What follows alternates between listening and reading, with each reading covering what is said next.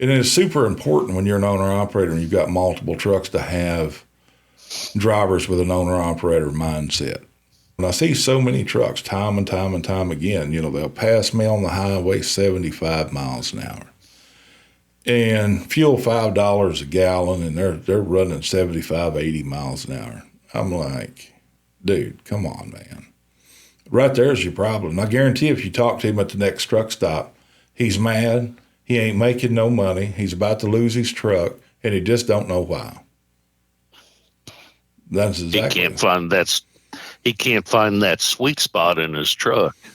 Well, where he's going to get good fuel economy and manage his money better. It depends on the gear ratio and everything in a truck, 13 speed, 10 speed, whatever it may be, or automatic. You get your little automatic 12 speeds. And you got to take into account your gear ratios and everything. 62 miles an hour is most generally your sweet spot. And in most trucks, especially, you got your different gear ratios and stuff. That has a big deal. I got one guy right now, man, he is just knocking it out of the park. Now, he pulls a step deck, which is even worse because you got that drop, you wind resistance, everything else.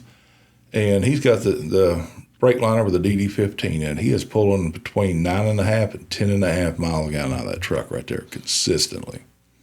And he's making money in this economy, but there's the thing.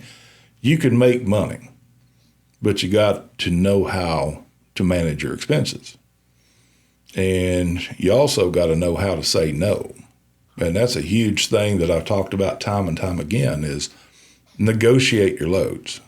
Don't just let these brokers handle you. And that's a huge thing. I went over it, and I actually, as part of my consulting stuff is, we go over how to book loads, how to negotiate, because if you don't negotiate that broker's eating your lunch.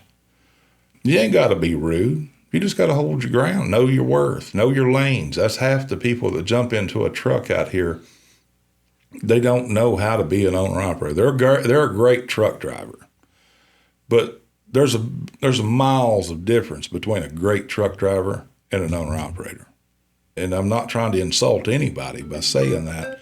You got to learn to play ball in the big leagues when you jump into an owner position. And that's just the bottom line. There's things you got to know